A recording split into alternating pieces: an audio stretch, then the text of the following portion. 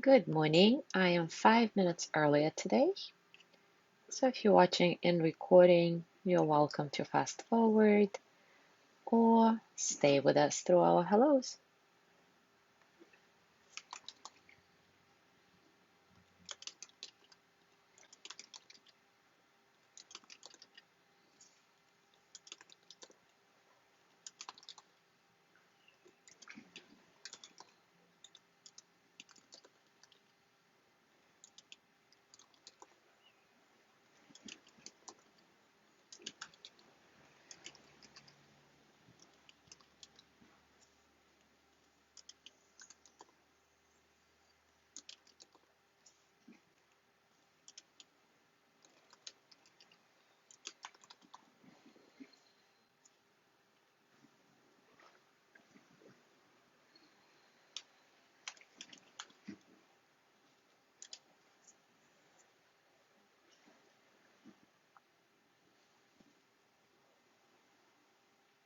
Good morning, Joey.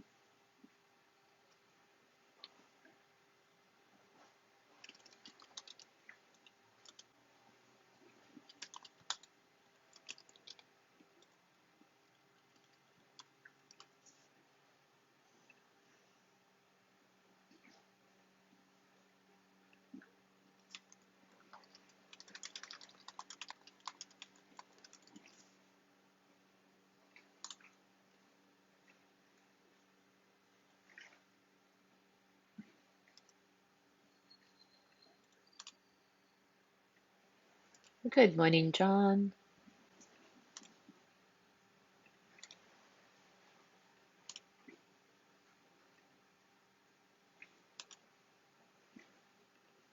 Good morning, Yanni.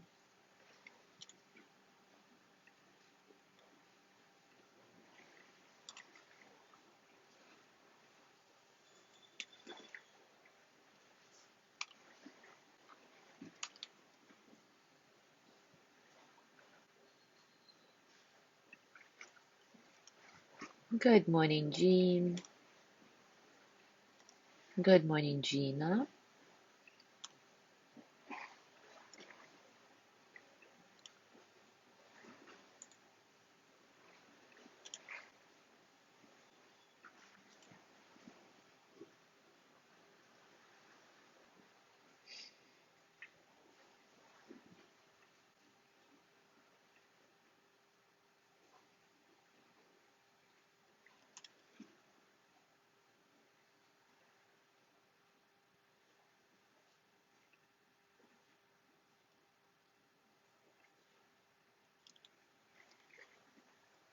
Good morning, Mariela.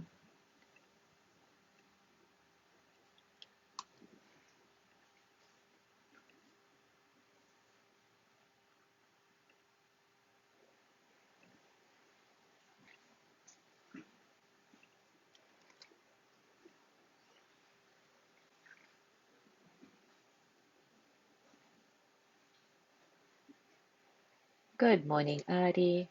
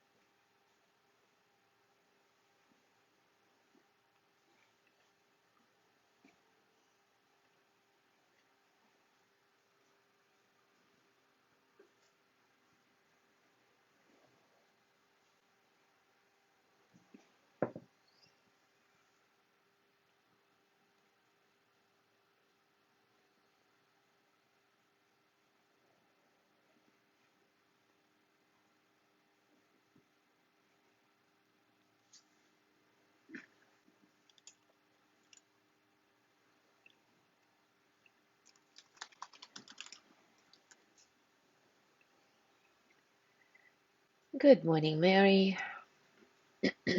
All right, it is time for us to start. And today we will begin looking at the obstacles to feeling sympathetic joy, or mudita in Pali. There are quite a few, as you can imagine: judgment, comparing, prejudice, demeaning, envy, etc. Let's start with the most habitual: judgment. Sharon Salzberg, in her book "LovingKindness: The Revolutionary Art of Happiness," that I'm using as a base for this series, writes, "It is all too easy to believe or even insist that other people should behave just as we want them to, that they should pursue lifestyles and sources of happiness in precisely the ways we deem appropriate. With this orientation, no wonder we find it difficult to be happy for the countless people we can never control, and we find ourselves feeling disgruntled and frustrated with others as they simply go about living their lives the way they want. To be non-judgmental means having flexibility of mind and the ability to let go of our attachment to what seems right to us. Have you ever had the experience of giving someone advice or offering an opinion that turned out to be drastically wrong? For example, someone you know is about to go on vacation to a particular place where you had a difficult time. So you say, "Don't go there, it's really inconvenient, the weather is bad, the people are unfriendly. If you go, you're just gonna end up miserable." But she goes there anyway and has a wonderful time. Can you let go of having given the terrible, mistaken piece of advice and simply say, "Well, I am delighted that you had a good time"? And how many times are we wrong? Perhaps quite a few times on any given day, and that's okay. And if we see that someone has ignored our advice and has come out very well nonetheless, can we still be happy for them? Can we uphold another person's happiness as a priority over our own righteousness? Sympathetic joy is non-judgmental. It slices through our predilection to force the world to accord with our views. People may choose to live in the ways quite different from our lives. They may do things differently from how we do them. They may find happiness in things that would not bring much happiness to us personally. Some may choose to live more comfortably, while we are choosing to live more simply. Some choose to have children, while we may choose not to. So, can we allow the lives of others to be different from ours and still feel genuinely happy for them? Can we rejoice for them as their happiness grows in whatever way that's happening for them? And of course, a certain element of discernment is always important here as well. People may delude themselves into thinking they're doing something that will bring them happiness, when in fact they are actually creating unhappiness for themselves or for others. They just don't want to see it.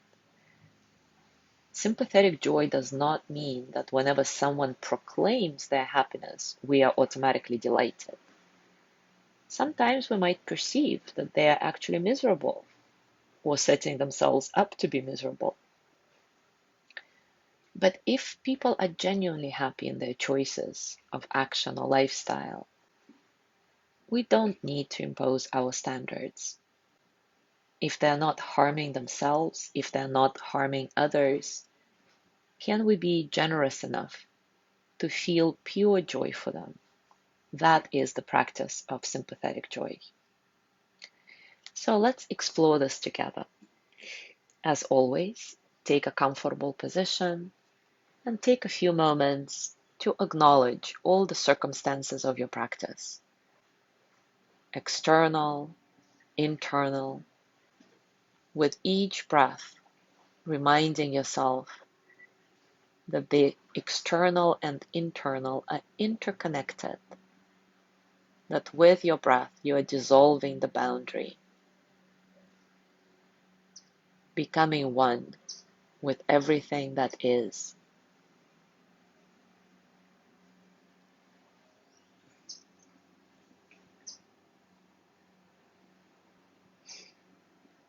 Let your breath be easy, uncontrolled. Scan your body from top to bottom, with each exhale grounding a little bit, feeling the earth supporting you, whether you're lying down or sitting up. Invite effortlessness in your whole being, body, mind, and heart.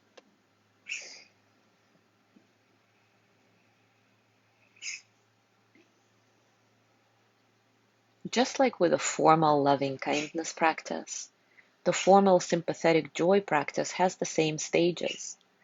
Sending sympathetic joy toward a good friend, and we did that yesterday, to a benefactor of sorts, a neutral person, a challenging person, all beings, and then all beings in the 10 directions, just like we did with loving kindness. So for the practice today, you may either continue with your good friend from yesterday or move on to a benefactor, someone who is a good influence in your life, someone you respect, someone you admire. Reflect on a particular source of happiness in their life. Remember, not just happiness in the absolute, because nobody has that, but a particular good fortune, a particular source of happiness you can think of. And start reciting your sympathetic joy phrase, directing this energy towards your benefactor. It may be, may your good fortune continue. May your happiness not diminish, or whatever phrase resonates the most with you today. And just like we did yesterday, simply recite the phrase over and over again, and let part of your attention scan your body, heart, and mind. What do you feel in your body? What are the sensations as you recite your sympathetic joy phrase? What are you feeling in your heart? What thoughts come to mind? I'm going to keep silent for the next few minutes, giving you space to explore this on your own.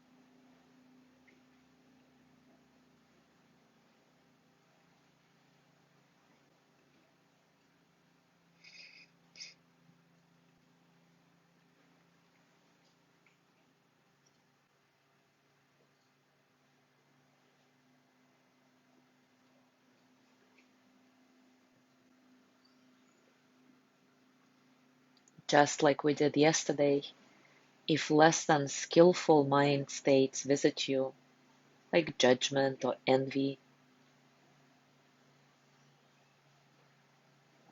remember that image of monkey being trapped in the tar, and don't put all of yourself, all your feet and hands and head into this trap, but rather pull yourself out by not judging yourself for having those thoughts, not reading too much into it. Oh, I'm a bad person because I think this and that. Simply remind yourself that this is a normal part of your practice, and trust that with time you will find this boundless state of sympathetic joy, completely unencumbered by these unskillful obstacles. So continue holding your benefactor or your good friend in your mind. Continue sending them the phrases of sympathetic joy. May your good fortune continue. May your happiness not diminish, or whatever you choose as your phrase. And honestly and openly, look at what's happening inside of you as you do this.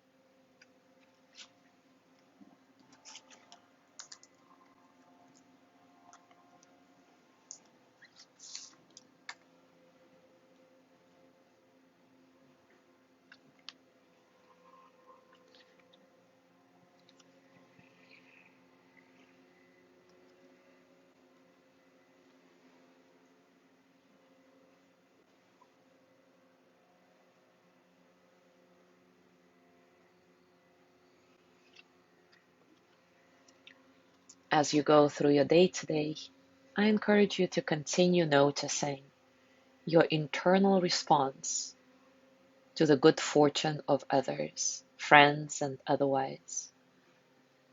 Even if the source of this happiness, the source of this good fortune, does not align with your ways of living, your concept of what's right, what's best, can you feel pure sympathetic joy for them? Or is it infused with some form of envy or judgment? And remember, it's okay. Whatever you find in yourself, it's totally fine. It's just a gentle exploration so that you can little by little free yourself of all the obstacles to feeling pure, sympathetic joy for others and eventually yourself.